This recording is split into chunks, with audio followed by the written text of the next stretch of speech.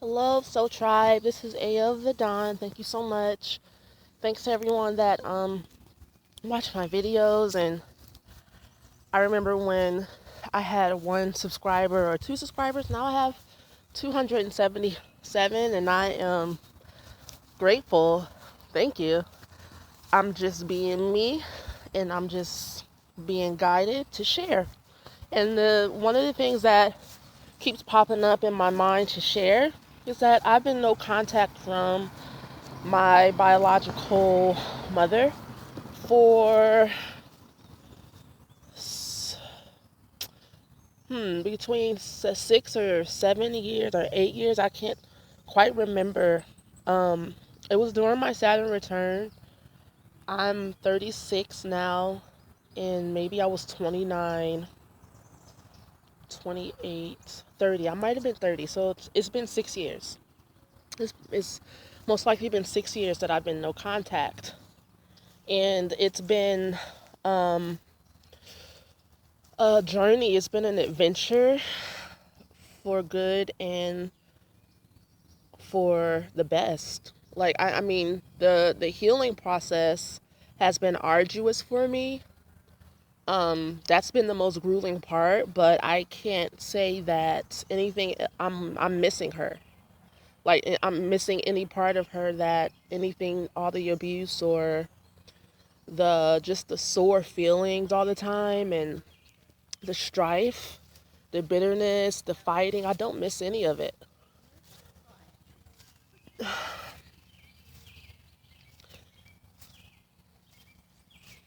The saddest part, though, has been that as the years go by, it's like, wow, she really doesn't give a damn. Like, she really is never going to call me. She's really never going to change. And there has been like a process of me letting go during the whole time. It hasn't been just like a one-time thing where I'm done and everything that I've been through it's cleared away and I'm free. Or how do I want to put this? It's still a part of me, like what my relationship with her. She's still a part of me. And breaking away from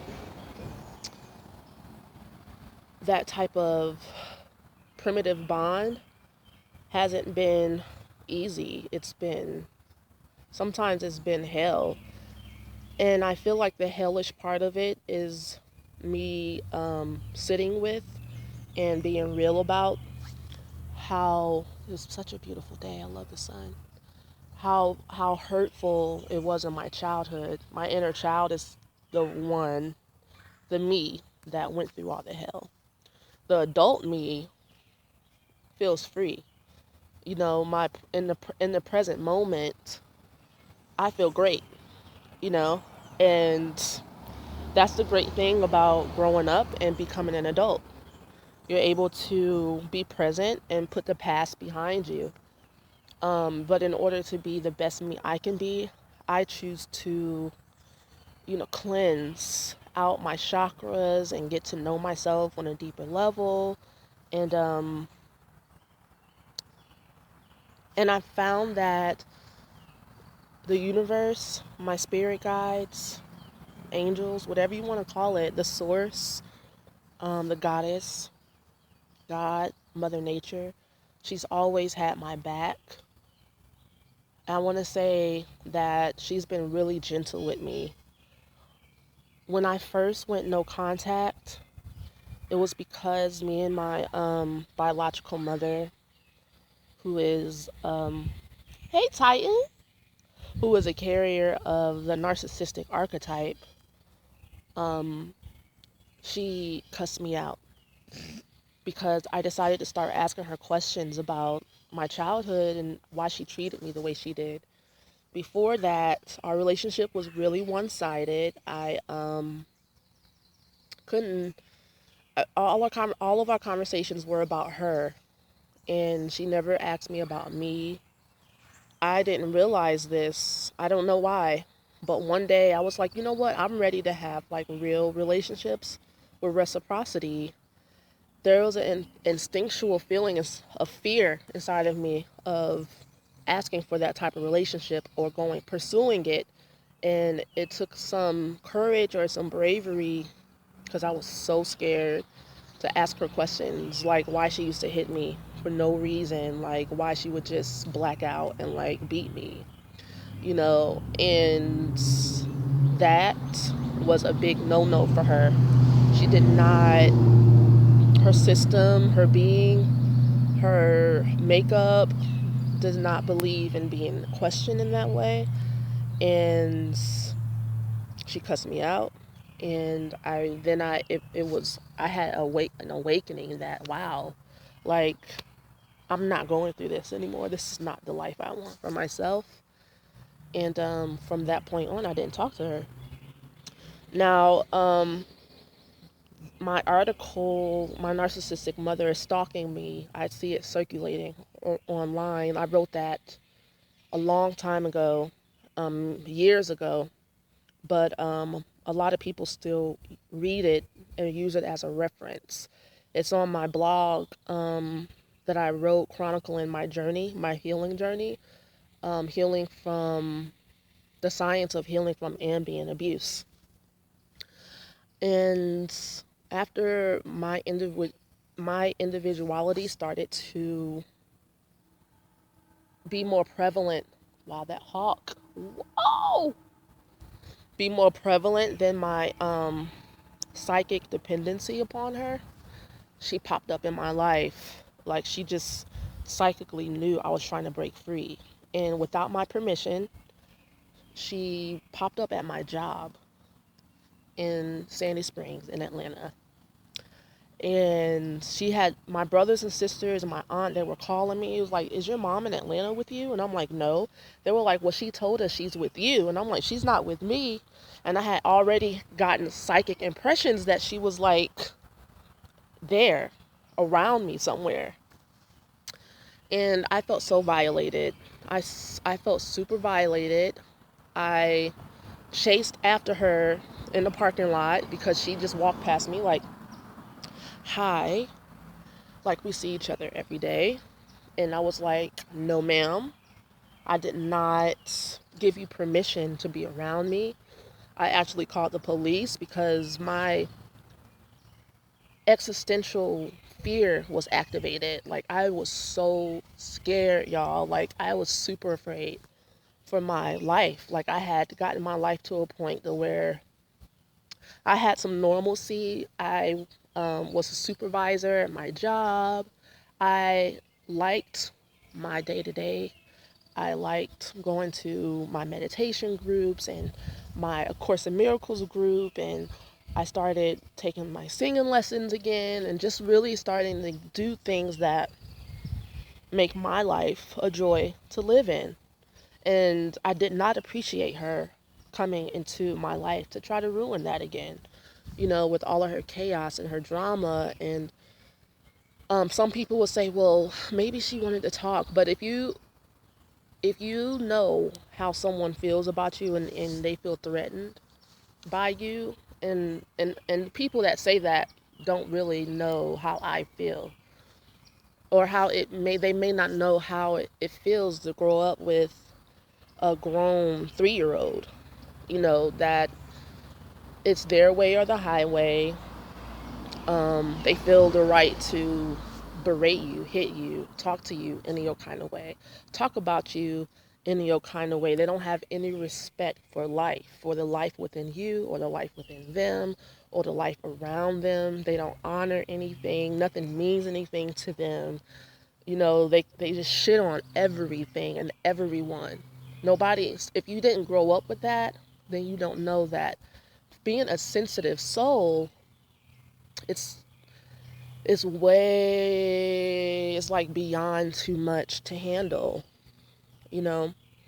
And also being a sensitive soul, the blessing of being a sensitive soul is that within my sensitivity, I always stay true to myself, even if I was voiceless. I stayed true to myself and what I saw, how I felt, and like what I really want. Like that never left me. And I am so positively, insanely grateful for that. And that's my gift. And that's my soul. And that's something I'll always cherish about myself. And anyone that is a survivor of narcissism of any type, whether it's paternal, maternal, um, parental, or relationships, you understand. It's like it's crazy making to live with someone and you're approaching them with love, and all you get is like a bunch of saltiness all the time, but like worse than that, invalidation, indifference, gaslighting, um just a barrage, just a constant barrage. And the stronger you are, the more they have to um keep it up. It's like 18 years of constant abuse, because she could tell that she couldn't completely break my spirit. My spirit did break. Like I stopped. It got to the point to where I couldn't stand up for myself anymore. And all I could do is try to stay away and avoid her and avoid situations, and just so I don't have to fight all the time. It's too much stress for my little being. And so, yeah, so there's some people that was like, maybe she's trying to talk to you and apologize. I'm like, well, there's a way to do that. And the way she did it did not sit well with me. And that's the thing I want to tell you. During your process of healing, those of you who are watching this and you're thinking about going no contact, and you're in your healing process and people are telling you to just forgive, and people are telling you that, that's your mom, how could you not talk to her? In our society, things are so upside down and topsy-turvy. Our society creates narcissists and then praises them, and puts them on a pedestal where just the thought of them doing anything wrong is unfathomable to the naked eye. There's narcissists all around us, guys. Like, seriously, mothers too. And to hear someone speak out about it may be shocking to your system. A, because you might have a narcissistic mother too and you're in denial. Or B, because you don't have a narcissistic mother and you can't even imagine not being loved by your mother. Like, is that a thing? Is that possible? It is a thing. Just like there's, men can be called narcissists, like fathers can be deadbeat dads. And mothers can also be deadbeat mothers, even if they're around you 24/7. I wasn't around my biological father a lot of my life. He was on drugs, and my mother and him had me when they were really young. My mom had me when she was 18, and they had a violent, abusive relationship with one another. And so I never blamed him for being away or having to stay away. I know my mother. I just know how she is. She runs away, and she doesn't know how to problem solve. So the best thing for her to do is pick up, move, start a new life someplace else, blah, blah, blah. And so, I also feel like my life was probably less hellish without both of them together. So all mothers aren't good mothers. All fathers aren't bad fathers. And while you're going through your process, don't allow people to stop you from healing and doing the things that you need to do in order to heal yourself. It's your process. It's your life. Nobody knows truly what you've been through but you. And I would cut people off. That's me personally. I cut people off for arguing with me about, if you read my blog, like back in the day, I just got real vigilant about well, maybe I'm like, girl, that is the most That's the rudest thing you can do, is tell a victim of abuse that they just need to forgive, or they just need to do that. No, no, no, no, no, no, no, no. And this is for you watching that maybe or have experience or around people who are healing, or someone that's healing. What you can do, if you can't be a good listener and supportive, then you should probably honestly just not be around them. And that's what happened to me and a lot of my friends at the time. When I got super serious about my healing process, maybe it was just too raw and my tears were too prevalent. I cried every day for a year. Nobody wants to be around that. And there are places you can go where other people are healing that way too. And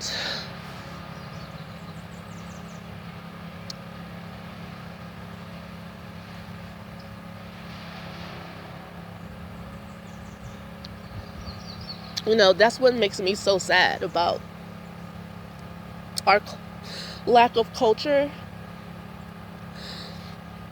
We need healing spaces for people who have scars that you can't see, and they shouldn't have to pay. I took my healing. I took my healing by the balls. And my friends and my cousin and everybody around me kind of took care of me. They did. They took care of me, even though they didn't understand, and they called me crazy, and they thought I should just get a job, But I couldn't work for like a year. My body was ravaged by pain. When my consciousness opened up and I could really see what I had been through, my body was in a state of shock. My mind was in a state of shock. It was shocking to my nervous system to be aware of all the issues.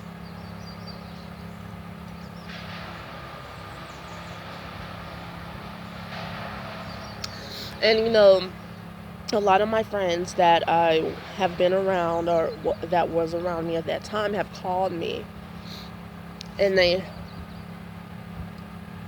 tell me, A, that they're sorry for calling me crazy, and B, that they're going through the same thing now, because my belief, and this is what I knew, this is what was revealed to me by Spirit when I first started going through that, is that basically I would be example. And that pissed me off. And one part of me was like, well, in the past life, you signed up for this. But then in this present life, I'm like, I don't want to be a poster child for this, And I was mad. I was really mad. Like sincerely angry at the universe. And I worked it out. And me and the universe are back cool again. We're tight.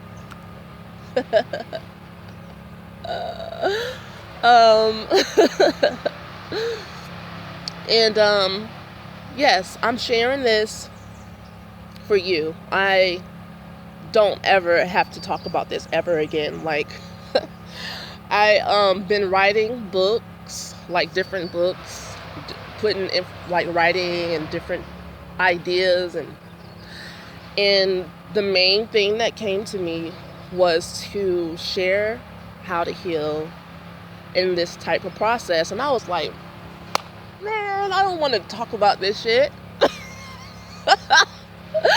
I want to talk about the world as an oracle.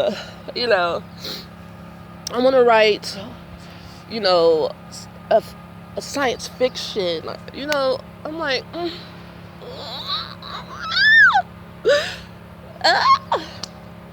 but I'm constantly healing every day still. I was reading, and all the ladies that I read, like Elaine Sanders, and who else? The woman who wrote The Screams of Childhood, the who was mentored by Alice Miller, is that her name? Well, the woman who wrote the drama of The Gifted Child.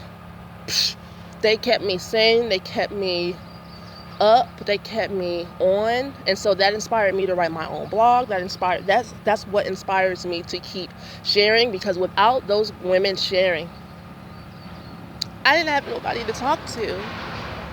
Nobody believed in the way that I was healing myself. Everybody was on a positive affirmations, angels, ascended masters tip. And I'm into that stuff now, but my intuition at that time was that you can't start off in the ethers. You have to start at the root. So I healed from my root. I did the hard, dirty work first, and now I'm able to kind of float through the other realms of existence with more clarity, because the last thing I want to do is get beat up by an invisible kangaroo, because I'm doing stuff that I don't have the capacity to do. Anyway, everybody's different, and I've seen a lot of things. I've seen people get beat up by invisible kangaroos and like have entities attached to them because they're playing around and invoking things, because it's like, I'm in the conscious community, and I'm like, and they're like, so Asia, you don't believe? And I'm like, it's not that I don't believe, it's just that I'm not healed enough to play in that realm, because to me it's not a toy. Anyway, that's a totally different subject.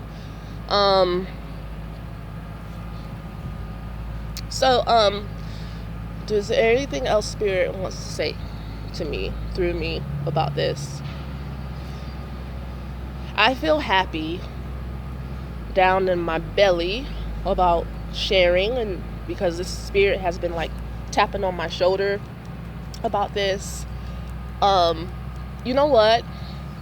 I shouldn't care about what people say, but sometimes people's comments really like make me not want to say stuff, because people be like, oh, Asia, you need to get over it, you need to forgive, they don't understand why I'm sharing. And I'm like, I'm not sharing for you if you don't need this. I'm not sharing for you.